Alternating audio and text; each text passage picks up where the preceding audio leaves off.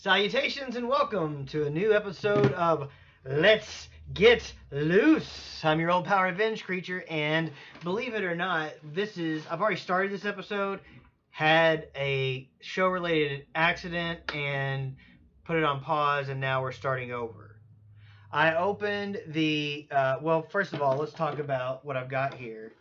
Is this giant pile of Rogue One stuff, mostly Black Series figures. But anyway, stuff that's been sitting around almost since the last Force Friday that I just haven't had a chance to get to or just haven't really wanted to get into.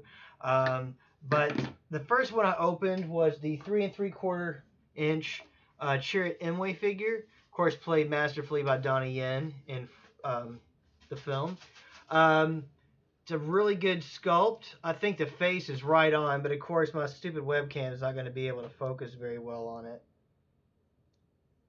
Nope, didn't think so. But anywho, um, it's pretty daggone accurate, and for this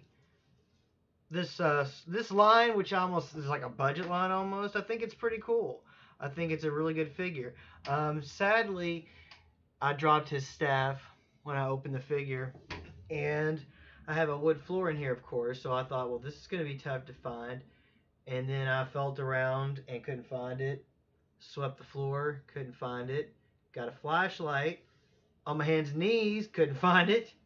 So I don't know, but when I went back to watch the footage of me taking it out of the package, it looks like it just went straight down into my lap. So I don't know. Apparently there's a black hole somewhere in my nether region. But I still have this stupid accessory that came with it. I I don't I don't know why Hasbro continues to do this. I don't think kids like these. I don't know. I don't know any kids. But shoot, I know an adult child. I don't like them. I wish they would do like come with a stand, a base. You could melt that plastic into something for him to stand on. Okay, well let's get his buddy out. Um, Baze Malbus comes with a Stormtrooper officer. I think that's what he's called. No, it just says Imperial Stormtrooper. I think of them as Sand Troopers, but I guess that pauldron just means they're like an officer. I prefer these packages are a lot easier to get into as they're just taped like a traditional box. Um, Slide that out. Viola. Okay. So, of course, there's whatever the heck this thing is. Oh my goodness. Some kind of giant double blaster spring-loaded thing. I don't know if it's for the Stormtrooper or if it's for Baze. I can't tell, but I don't care about that. Let's get out his um, the actual accessories he used in the movie. You know what I'm saying? If we can get that out, or how are these things even? See, this is what I'm talking about. All these little pins and needles. I hate modern packaging for toys. I'm sorry to like do some of this off camera, but it's very frustrating. Alright, so let's get that out. And his gun out. And then the Stormtrooper hopefully will just pop out of there. Okay, so let's got that. And then the Stormtrooper's blaster is underneath some tape. Alright, so let's put this goofy thing back in there. And we're going to put this back in the box, and it's going into the attic. Into the attic. Okay, addict. The toy, I'm a toy addict. Okay, again, the Stormtrooper, just a great friggin' mold. Probably the best Stormtrooper they've made. I don't know how well it tracks on this webcam, I'm sorry. But I just like using it because it's easy. But that doesn't necessarily mean it's best. Okay, so there he is with his blaster. Pew, pew, pew. He's got the orange pauldron signifying he's an officer. Just a great sculpt. All right, now let's see. Let's get Baze together here. This backpack just pegs in. There's a simple slot and peg system. Just peg it right there onto his back and put the gun in his hand, which might be easier said than done. Nope, I got it. All right, cool. And then, oh, he can't raise his hand because of the belt It's kind of constricting, and then it bends the weapon. That's about as high as he could, but I guess he doesn't really need to. We are dealing with the limitations. Oh, and when you move his other arm, the backpack comes off. Or maybe that was just me. I guess that was just me. Yeah, it was just me. Okay. So there he is. Again, I'm sorry this doesn't track that great. But here are the two guys together. The Guardians of the Wills. Jing Han, I think was this actor's name. And the last video I did, I didn't know it. So I'd like to correct that now. Also, I'd like to correct it's Baron Vaughn and Hampton Yount are the new voices of Tom and Crow. And my video when I was talking about Mystery Science Theater that I did yesterday, I couldn't recall their names. What in the heck is wrong with the way he stands is very strange. Okay, I was just trying to stand these guys up. I don't know.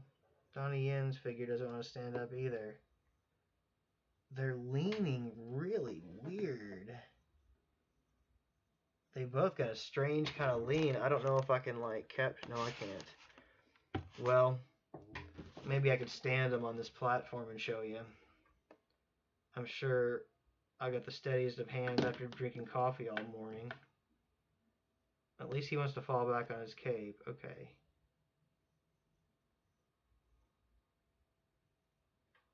There they are. I don't know. It just kind of looks weird. I'm trying to hold the box as steady and straight as I can. Anyway, so there's those two guys. I love the figures.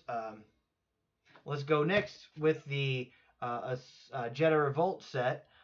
It took forever for this to show up, and after I paid $26 for it at GameStop, I started seeing it everywhere now, even Kmart for $24.99. So it's out there, folks, if you're looking for it. This set, of course, contains 2 tubes, Saul Guerrera, a tank driver, and Jen Urso. And this is the only Saul Guerrera figure that I know of so far. And I can't wait to get him out of the package, and I will not lose his staff. In fact, I may actually give it to Donnie Yen's character. And he comes with a blaster. Saul Guerrera comes with a blaster, which I don't think he actually used. So he does have a holster. Here's the character. Sorry, here's the figure. Let's take a look at Saul Guerrera there. And I wonder if I put this red background, or maybe this. Does that help any? Focus? I don't think it does. Anyway, and there's his feet, robot foot. Looks pretty good, I think. It's got a lot of detail. Head sculpt's really good. We're going to put this blaster back in his holster. And it'll go, trust me, it's just a little fidgety. Alright, so there's Saul Guerrera. Pretty cool figure. The next one is Idro, I think's his name. They just call him 2 tubes. And he's got his long rifle. And that's really cool figure. You call him 2 tubes, but technically he has 3 tubes on his figure. It's like Arthur Two Sheds Jackson, if you've watched any Python. You know what I'm talking about, Monty Python. Let's hold him up. He doesn't track as well on the brown background. Maybe he'll look better there. You can see he's got his long rifle. Very accurate sculpt to the movie. A lot of good paint detail. And just a really cool figure. There's nice texture on his coat as well. It's a good figure. Very cool. Let's see. Next, we have the tank driver. They call it a hover tank driver, I think, on the box. Imperial hover tank pilot, but if you watch the movie, you can clearly see he does not. The tank is not hovering. And I've also just lost his blaster. Oh no, I didn't. I'm telling you what. I can't. I keep losing accessories today. All right. Pretty basic sculpt there with this guy. As you can see, he's just very basic. The armor is itself just kind of generic, but he does have a blaster. I still like it. It's still a pretty cool trooper. Not quite as dynamic as, say, your AT-AT drivers. I wonder if he would try it better against the red. Or if I just maybe gotta hold him way back here. Anyway, so there he is. And the last figure is Jyn Erso. And this looks like a different head sculpt.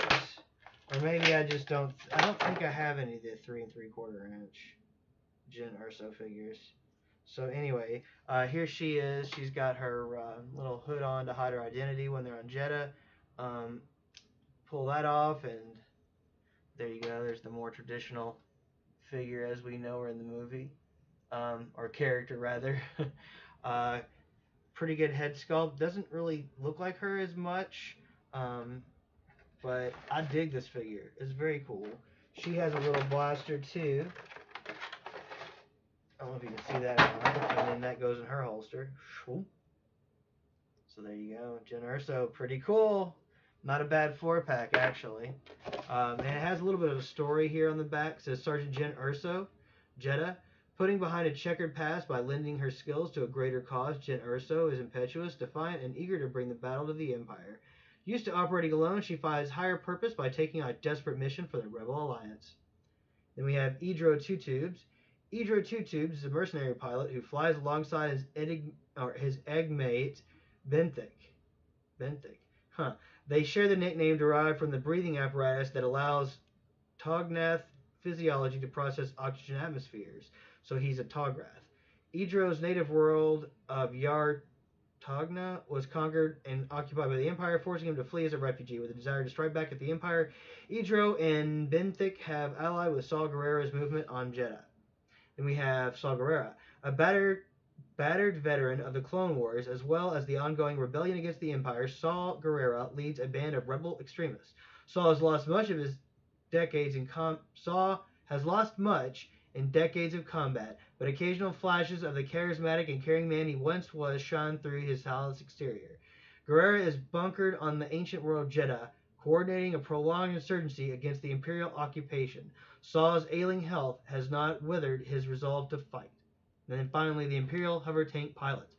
Imperial combat drivers operate the Empire's arsenal of armored repulsor vehicles, from troop transports to heavily armed hover tanks. Combat drivers are lightly armored, relying instead on the thick skin of their vehicles to protect them in battle. So that was the Jeddah Revolt 4-pack, now available at most retailers. And I'm only going to crack open a couple more figures because I'm running a little long today. I definitely want to open fan favorite K2SO here. This is the Black Series.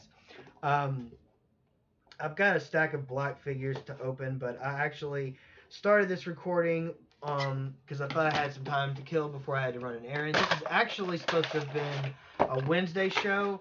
Wednesdays are supposed to be Let's Get Loose Wednesdays, but I'm behind one day. And since Thursday I don't have anything scheduled, I should be caught up for tomorrow's Flea Market Friday. So, expect Flea Market Friday tomorrow.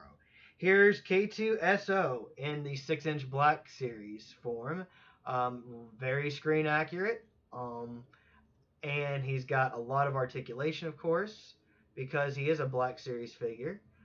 You've got all kinds of neat articulation points. The waist, the neck, the shoulders, the elbow, the wrist, the knees, the ankles, the hips.